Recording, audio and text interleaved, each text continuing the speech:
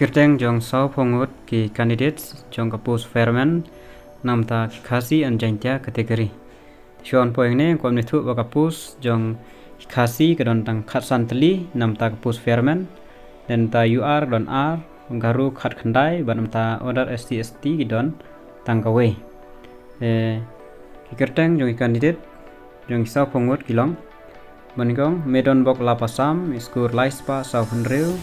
ar ban krau kupar marbo skur lais pa lai fra balai McDonald sotun lais pa lai ar pasau James ingti skur lais pa fra pasan lamprang imli lais pa ar sau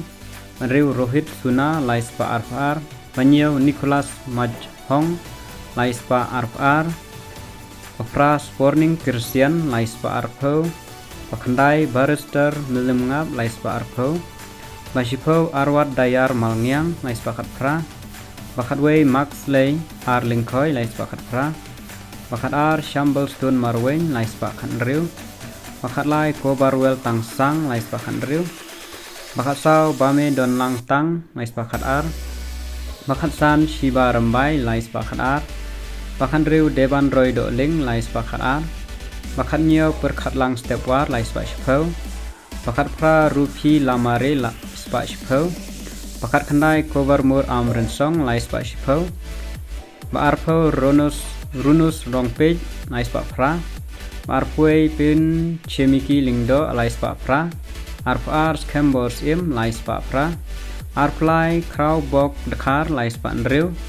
Arpsau Famous Fortune Ke Sokya lais Nriu Arpsan Wonderful Last Bon Chain lais Nriu Arpnriu Light Farson Kurba lais Nriu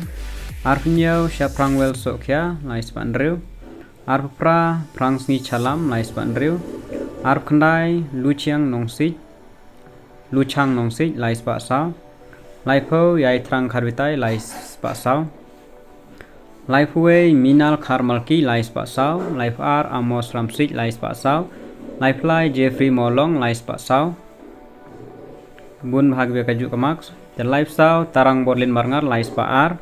Lifesan Frank Lestar Lingdo lais ar Lifenriu Joseph Pawa lais ar Lifenyo Long Ringkat Sunga lais ar Lifepra Jeris Molong lais ar Lifekandai Arman Simli lais ar Saupo Kenali Karakor lais ar Sau Pongut Gerteng Kapus Tidak Kenylang Bad UR Bad Kasi Anjaya Kategori Kalong Tang Kat Nyo Tengah syu peni kisau pongut ki gerteng kinang don syu tengam tip kat nomor kan syu nam ta interview telada don kino kitang ba miss nam ta kini kita tahu sa syu komen ngan sa penbet dia nang kini pleasure